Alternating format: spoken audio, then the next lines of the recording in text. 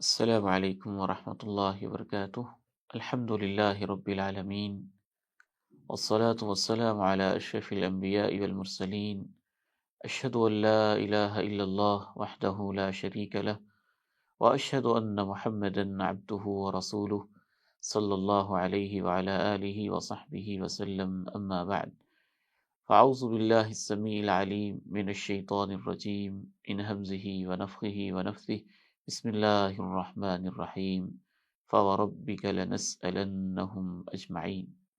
یوم آخرت کے حوالے سے اللہ تعالیٰ کی توفیق سے ہماری گفتگو جاری ہے۔ ہم یہاں تک پہنچے تھے کہ اللہ رب العزت کی عدالت میں قیامت کے دن حساب ہوگا۔ رب کریم میدان محشر میں تشریف لائیں گے جیسے ان کے جلال اور شان عظمت کے لائق ہے۔ کیا سوالات ہوں گے، کیسے ہوں گے، کن کن سے سوالات ہوں گے، ان کی نوعیت کیا ہوگی، اس کے اوپر آج اللہ کی توفیق سے ہماری ڈسکشن ہوگی۔ سب سے پہلی بات تو یہ ذہن میں رکھیے کہ اللہ رب العزت تمام بنی نوع انسان سے سوالات کریں گے۔ فَوَرَبِّكَ لَنَسْأَلَنَّهُمْ أَجْمَعِينَ، تیرے رب کی قسم ہے ہم ان سب سے ہی سوال کریں گے۔ سورہ الحجر آیت نمبر 92 ہے۔ اللہ رب العزت نے تمام لوگوں سے سوالات کرنے ہیں۔ البتہ اس بارے میں اہل علم کے ہاں اختلاف پایا جاتا ہے، اس کی توجیہ میں آپ کے سامنے رکھتا ہوں انشاءاللہ تعالی۔ کفار، مجرمین اور مشرکین، معاندین، جنہیں جہنم میں داخل ہونا ہے، ان کے بارے میں بعض آیات بینات میں قرآن مجید میں یہ کہا گیا ہے کہ ان سے سوال کی ضرورت نہیں۔ وَلَا يُسْأَلُ عَنْ ذُنُوبِهِمُ الْمُجْرِمُونَ، مجرموں سے ان کے گناہوں کے بارے میں سوال نہیں کیا جائے گا۔ تو بعض آیات میں ہے کہ سب سے سوال کیا جائے گا۔ ان دونوں کے درمیان اہل علم نے ایک تطبیق دی ہے، جمع کیا ہے کہ قیامت کے مختلف مراحل ہیں۔ کچھ ایسے مراحل ہیں جہاں ان سے سوال نہیں کیا جائے گا، اور کچھ ایسے مراحل ہیں جہاں ان سے سوال کیا جائے گا۔ ایک اس انداز میں بھی ان دونوں آیات میں تطبیق دی گئی ہے کہ ان سے محبت، رحمت، شفقت کے ساتھ سوال نہیں کیا جائے گا، ڈانٹ کے لیے، زجر کے لیے، توبیخ کے لیے ان سے سوال کیا جائے گا۔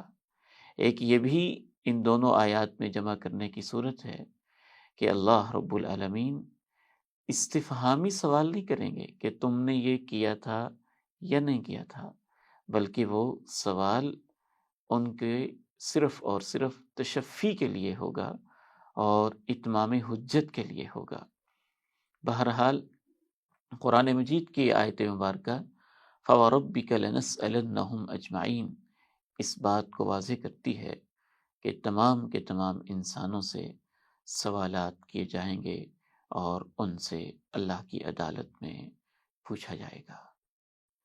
کیا سوالات ہوں گے، کن کن اعمال کے بارے میں ہوں گے، کن کن اقوال کے بارے میں ہوں گے، اس کے بارے میں اللہ رب العالمین نے قرآن مجید میں اور رسول اللہ صلی اللہ علیہ وسلم نے احادیث مبارکہ میں مختلف تفصیلات بیان کی ہیں۔ چند ایک میں آپ کے سامنے رکھتا ہوں۔ اوورآل تو یہ محسوس ہوتا ہے کہ اللہ رب العالمین زندگی کے ہر عمل کے بارے میں سوال کریں گے، جیسا کہ اسی آیت مبارکہ کے بعد اللہ رب العالمین نے کہا ہے فَوَرَبِّكَ لَنَسْأَلَنَّهُمْ أَجْمَعِينَ عَمَّا كَانُوا يَعْمَلُونَ، تیرے رب کی قسم ہے بالضرور لازماً ہم ان سب سے سوال کریں گے عَمَّا كَانُوا يَعْمَلُونَ، جو کچھ وہ کرتے رہے۔ حتیٰ کہ ایک مقام پہ اللہ رب العالمین نے کہا ثُمَّ لَتُسْأَلُنَّ يَوْمَئِذٍ عَنِ النَّعِيمِ، بالخصوص چند ایک سوالات وہ ہیں جو باقاعدہ طور پر قرآن و حدیث میں بتائے گئے ہیں کہ ان چیزوں کے بارے میں خصوصاً پوچھا جائے گا۔ کفر و شرک کے بارے میں احتساب ہوگا اور سوال ہوگا۔ وَيَجْعَلُونَ لِمَا لَا يَعْلَمُونَ نَصِيبًا مِّمَّا رَزَقْنَاهُمْ تَاللَّهِ لَتُسْأَلُنَّ عَمَّا كُنتُمْ تَفْتَرُونَ۔ مشرکین جو غیر اللہ کے نام پہ نظر و نیاز دیتے رہے اور اللہ کے دیے ہوئے رزق میں سے غیر اللہ کے نام کے اوپر وہ خرچ کرتے رہے، اس کے بارے میں قرآن مجید نے کہا کہ اس کے بارے میں ان سے پوچھا جائے گا۔ دوسرے نمبر پہ قرآن مجید یہ بھی بتاتا ہے کہ فرشتوں کے بارے میں جو انہوں نے غلط عقائد بنا رکھے تھے کفار اور مشرکین سے، ان کے بارے میں پوچھا جائے گا۔ وَجَعَلُوا الْمَلَائِكَةَ الَّذِينَ هُمْ عِبَادُ الرَّحْمَنِ إِنَاثًا أَشَهِدُوا خَلْقَهُمْ سَتُكْتَبُ شَهَادَتُهُمْ وَيُسْأَلُونَ، انہوں نے اللہ کے فرشتوں کو جو کہ رب کے بندے ہیں ان کو مؤنث بنا دیا، ان کے بارے میں یہ عقیدہ گھڑ لیا کہ یہ اللہ کی بیٹیاں ہیں۔ أَشَهِدُوا خَلْقَهُمْ، کیا یہ ان کی تخلیق کے وقت موجود تھے؟ سَتُكْتَبُ شَهَادَتُهُمْ وَيُسْأَلُونَ، ان کی شہادت کو لکھا بھی جائے گا اور ان سے سوال بھی کیا جائے گا، ان سے پوچھا بھی جائے گا۔ مشرکین مکہ صرف بتوں کو ہی نہیں پوچھتے تھے، بت بھی تو در حقیقت ان صالحین کے تھے جن کے بارے میں وہ غلط عقائد رکھتے تھے، اور اس کے علاوہ وہ جنات کو پوچھتے تھے، فرشتوں کو پوچھتے تھے، اپنی مشکلات میں ان سے مدد طلب کرتے تھے۔ تو اللہ رب العزت قیامت کے دن ان سے پوچھے گا کہ ان کے بارے میں جو تم نے غلط عقائد بنا رکھے تھے، اس کی سند تمہارے پاس کیا ہے، اس کی دلیل تمہارے پاس کیا ہے؟ قرآن مجید کی کوئی آیت یا کوئی نبی کا لکھا ہوا اس پہ نازل کردہ کوئی صحیفہ میرے سامنے پیش کرو۔ حتیٰ کہ اللہ رب العزت شرک کے بارے میں اتنی حساسیت بیان کرتے ہیں کہ قیامت کے دن اللہ جناب عیسیٰ علیہ السلام کو بھی اپنی عدالت میں کھڑا کر کے پوچھیں گے کہ کیا آپ نے اپنی قوم سے کہا تھا کہ تجھے اور تیری والدہ کو میرے علاوہ معبود بنا لیا جائے؟ اس کی تفصیل گزر چکی ہے۔ تیسری چیز ان کے بارے میں پوچھا جائے گا وہ اللہ کی نعمتیں ہیں، تمام کے تمام جو بھی اللہ نے انسان کے اوپر انعامات کیے ہیں۔ زندگی اس کا انعام ہے، آنکھ اس کا جھپکنا، زبان اس کا بولنا، ہاتھ اس کی جنبش، قدم اس کی آہٹ، یہ سب انعامات ہیں۔ زمین، آسمان، پانی اور اللہ رب العزت کے قسم قسم کے رزق، ان سب کے بارے میں اللہ سوال کریں گے کہ میرا رزق کھا کے میرے بندے تو کیا کرتا رہا ہے؟ ثم لتسألن یومئذ عن النعیم، یقیناً تم سے نعمتوں کے بارے میں سوال کیا جائے گا۔ چوتھی چیز جس کے بارے میں اللہ کی عدالت میں خصوصی طور پہ سوال کیا جائے گا یا جس کا خاص تذکرہ آتا ہے وہ ہے انسان کے کیے ہوئے وعدے اور معاہدے۔ انسان جو بھی دنیا میں کسی کے ساتھ کوئی وعدہ کرتا ہے، کوئی کانٹیکٹ کرتا ہے، کوئی اگریمنٹ کرتا ہے، تجارتی معاہدہ ہے، معاشرتی معاہدہ ہے، کوئی معاشی معاہدہ ہے، کوئی تعلیمی معاہدہ ہے، کوئی سیاسی معاہدہ ہے، آج بدقسمتی کے ساتھ جسے کوئی اہمیت نہیں دی جاتی ہے، ان وعدوں کے بارے میں اللہ تعالیٰ خصوصی طور پہ پوچھیں گے۔ نکاح ایک معاشرتی معاہدہ ہے، ایک ایم پی اے، ایک ایم این اے یا ایک کونسلر اور ایک چیئرمین جو گاؤں کی سطح پہ کوئی الیکشن پہ کھڑا ہوتا ہے اور اپنی پبلک کے ساتھ جو وعدے کر رہا ہوتا ہے، یہ سب وعدے ہی تو ہوتے ہیں۔ پبلک ان سے پوچھ سکے یا نہ پوچھ سکے، ان کو احتساب کا موقع ملے یا نہ ملے، قیامت کے دن اللہ تو تمام وعدوں کے بارے میں لازماً پوچھیں گے۔ وَأَوْفُوا بِالْعَهْدِ إِنَّ الْعَهْدَ كَانَ مَسْئُولًا، وعدہ وفا کرو، یقیناً وعدے کے بارے میں اللہ کی عدالت میں سوال ہوگا، پوچھا جائے گا۔ ایک اور چیز جس کے بارے میں اللہ کی عدالت میں پوچھا جائے گا، بالخصوص جس کا تذکرہ ہے انسان سے، اس کی سماعتوں کے بارے میں، بصارتوں کے بارے میں، دل کی جو محبتیں اور نفرتیں ہیں ان کے بارے میں سوال ہوگا۔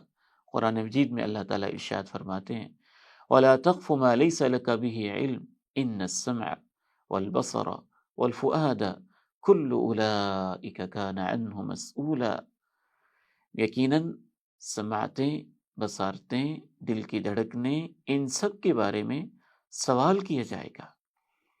ایک اور چیز، چھٹی چیز جس کے بارے میں اللہ کی عدالت میں سوال کیا جائے گا، اگر کوئی انسان دنیا میں ایسا کام کر گیا ہے کہ اس کے اس گمراہ کن کام کی وجہ سے، انحرافی فکر کی وجہ سے، غلط تصنیف کی وجہ سے، کسی غلط پوسٹ کی وجہ سے، گمراہ کن کسی امیج کی وجہ سے، ویڈیو کی وجہ سے، کلپ کی وجہ سے یا تصویر کی وجہ سے ایک ایسی کوئی رسم یا ایسی کوئی صورتحال پیدا کر دی ہے کہ اس کو دیکھ دیکھ کر، سن سن کے، پڑھ پڑھ کے بہت سارے لوگ گمراہ ہو گئے ہیں، تو اس بندے سے خصوصی سوال ہوگا۔ قرآن مجید میں اللہ تعالیٰ ارشاد فرماتے ہیں وَلَا يَحْمِلُنَّ أَثْقَالَهُمْ وَأَثْقَالًا مَعَ أَثْقَالِهِمْ وَلَا يُسْأَلُنَّ يَوْمَ الْقِيَامَةِ عَمَّا كَانُوا يَفْتَرُونَ۔ یہ اپنے بوجھ بھی اٹھائیں گے اور دوسروں کے بوجھ بھی اپنے بوجھ کے ساتھ اٹھائیں گے، یعنی جن کو انہوں نے گمراہ کیا، اور قیامت کے دن جو یہ جھوٹ گھٹتے رہے اس کے بارے میں ان سے سوال کیا جائے گا، ان سے پوچھا جائے گا۔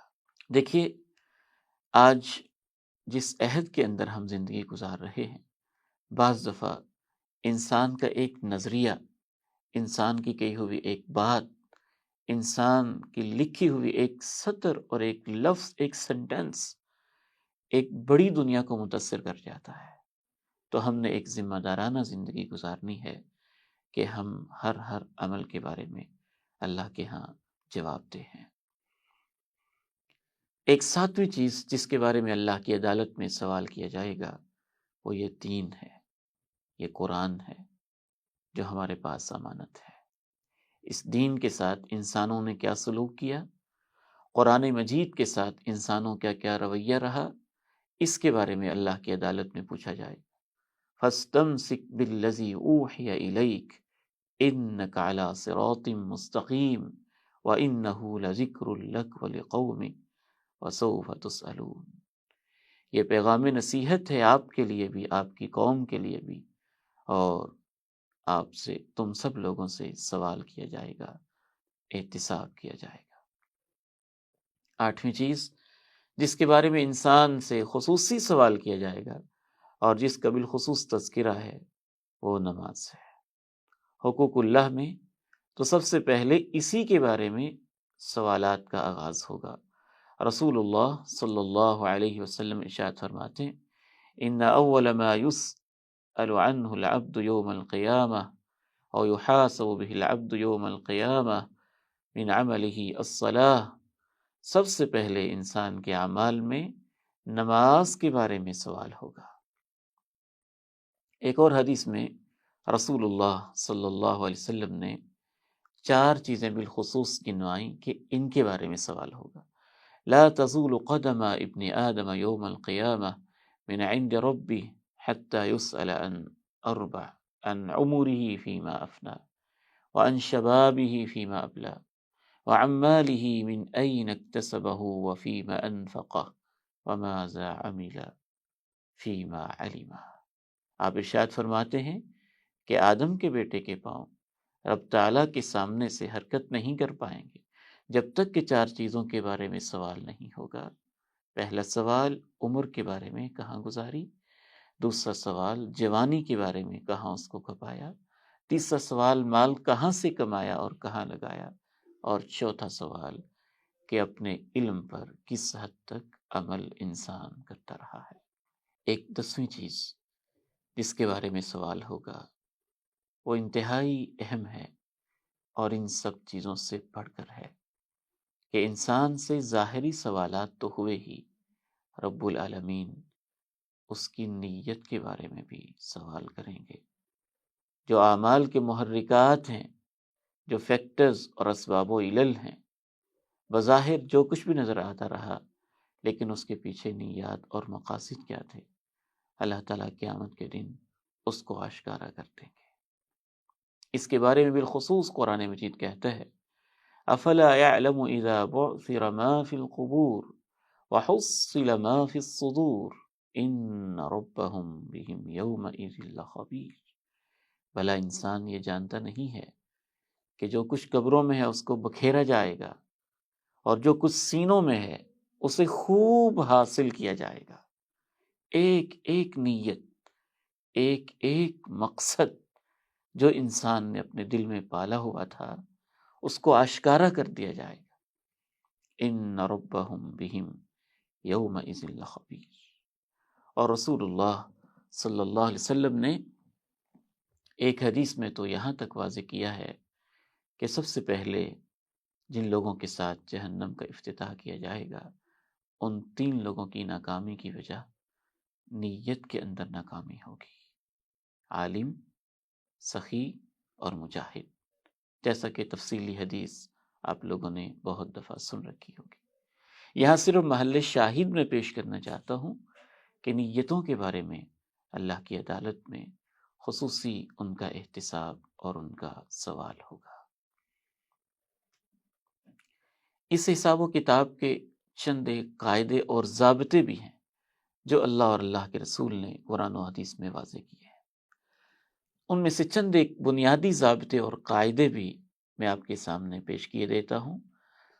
اللہ کی عدالت میں جو سوالات ہونے ہیں اور جو حسابات ہونے ہیں ان کا سب سے پہلا قاعدہ اور ضابطہ عدل و انصاف ہے۔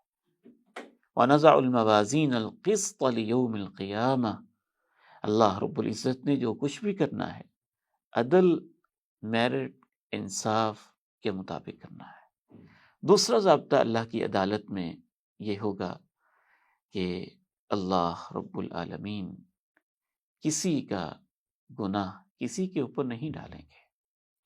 یہ نہیں ہوگا گناہ کوئی کرتا رہا ہے اور بوجھ کسی اور کے اوپر ڈال دیا جائے، جرم کسی نے کیا ہے اور گرفتار کسی اور کو کر لیا جائے، ایسے نہیں ہوگا۔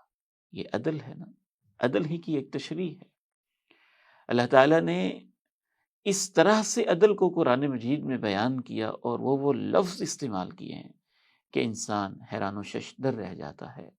اللہ تعالیٰ نے کہیں پہ یہ کہا لا تظلم نفس شیئا، کسی پہ کچھ ظلم نہیں ہوگا۔ کہیں کہا ذرہ برابر ظلم نہیں ہوگا۔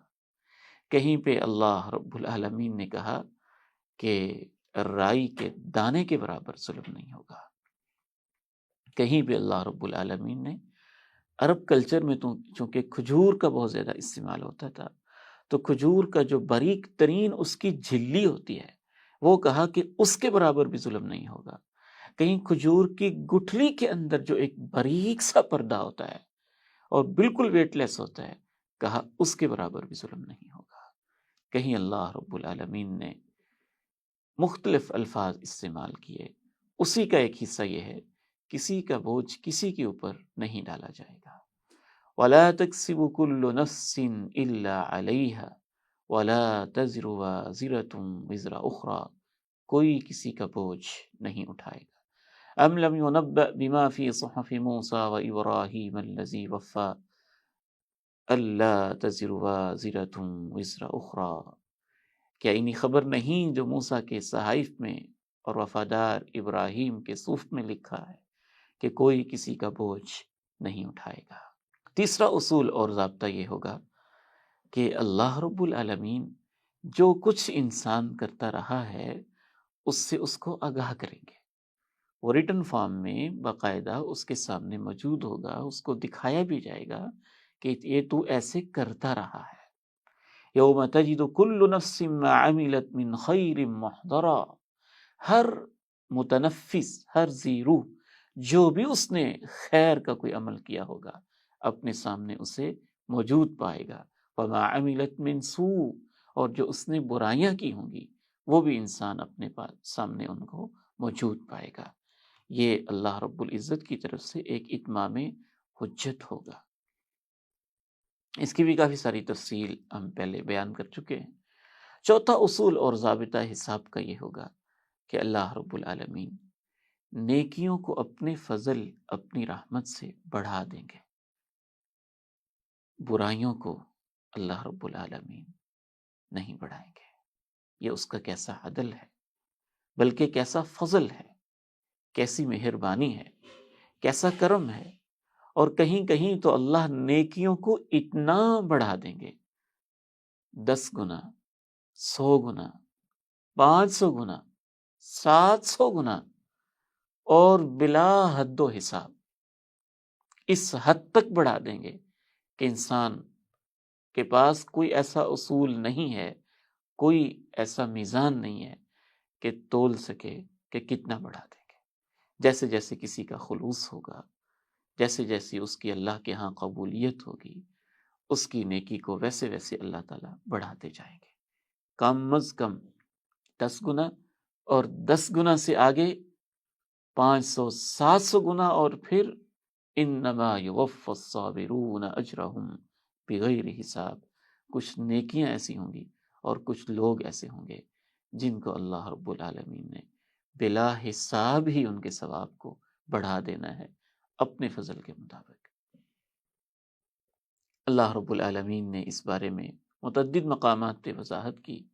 ایک مقام پہ اللہ تعالیٰ نے ارشاد فرمایا، ان تقرضوا اللہ قرضا حسنا یضاعفہ لکم ویغفر لکم، اگر تم اللہ کو قرض حسن دو گے تو تمہیں کئی گناہ کر کے دے گا اور تمہارے گناہ معاف بھی کرے گا۔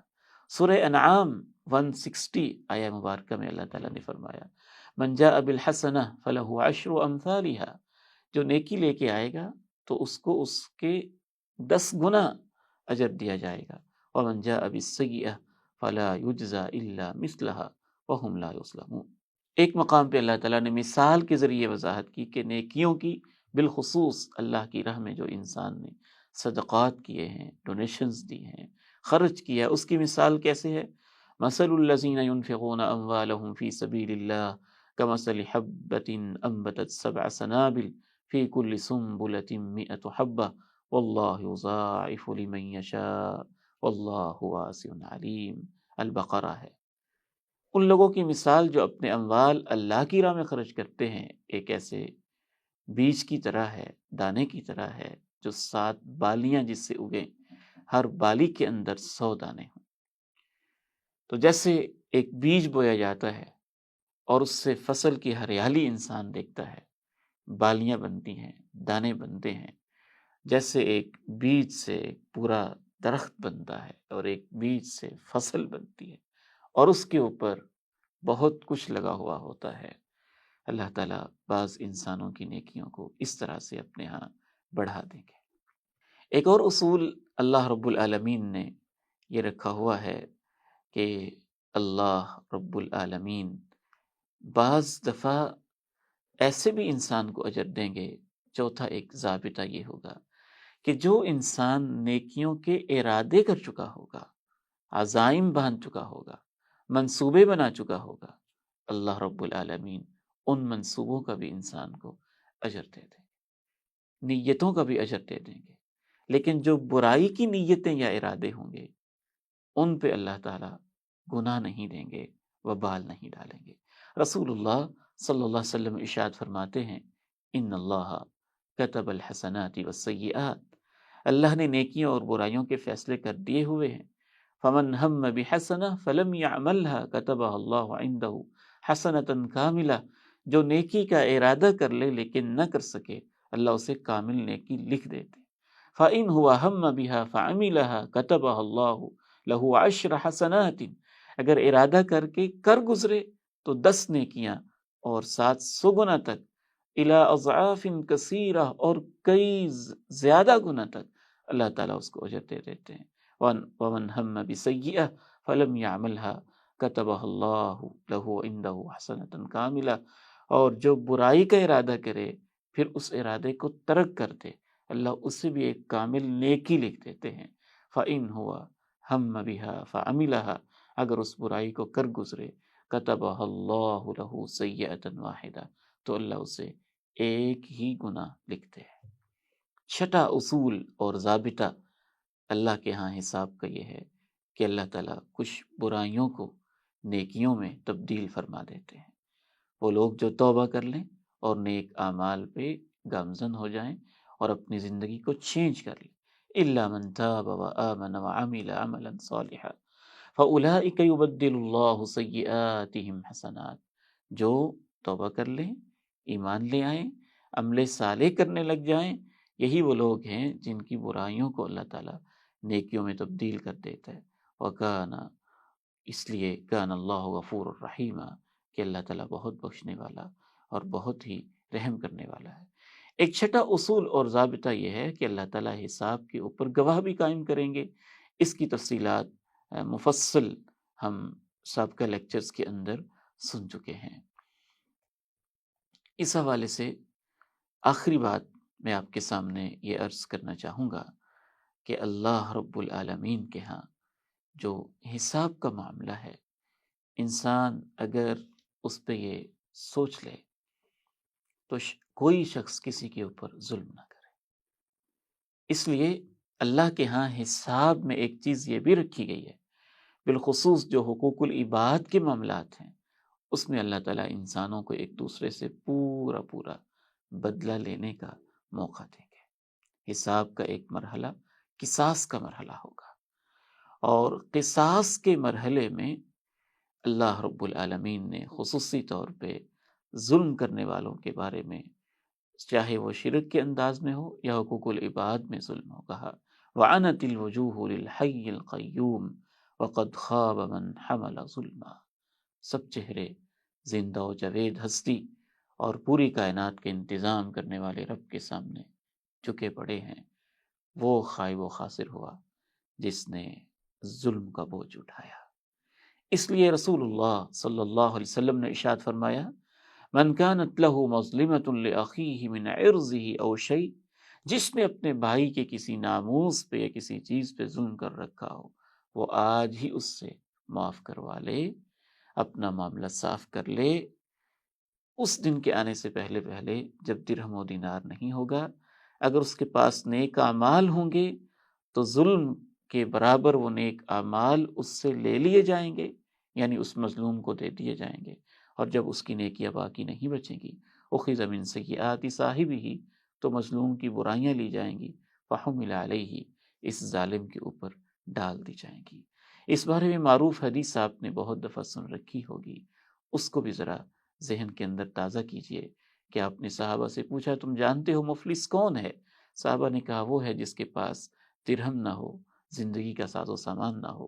آپ نے ارشاد فرمایا میری امت کا مفلس وہ ہے جو قیامت کے دن نماز، روزے، زکوٰۃ لے کے آئے گا، کسی کو اس نے گالی دی ہوگی، کسی پہ بہتان لگایا ہوگا، کسی کا مال ہڑپ کیا ہوگا، کسی کا خون بہایا ہوگا، کسی کو مارا پیٹا ہوگا، تو اس مظلوم کو اس کی نیکیاں دے دی جائیں گی، پھر اس مظلوم کو بھی اس کی نیکیاں دے دی جائیں گی۔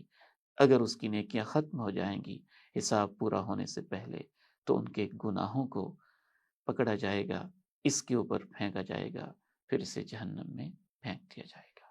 آئیے اللہ رب العالمین سے دعا کرتے ہیں کہ اللہ ہمارے لیے حساب کا معاملہ آسان فرما دے۔ اللہم حاسبنا حسابا یسیرا۔ حساب کے بعد آگے کون سے مراحل ہوں گے، ان میں اہم ترین مرحلہ میزان کا ہے۔ آئندہ سیشن میں انشاءاللہ تعالی اللہ کی توفیق سے ہم اس پہ گفتگو کریں گے، نہد کے اسی پلیٹ فارم پہ انشاءاللہ تعالی۔ وہ میزان کیا ہے، کیسے قائم ہوگا، کن چیزوں سے وزن زیادہ ہوگا انسان کا، اور کون سی برائیاں ہیں جو گناہوں کے پلڑے کو بھاری کر دیں گی۔ اللہ تعالیٰ مجھے اور آپ کو عمل اور فکر آخرت کی توفیق نصیب فرمائے۔ وآخر دعوانا ان الحمد للہ رب العالمین۔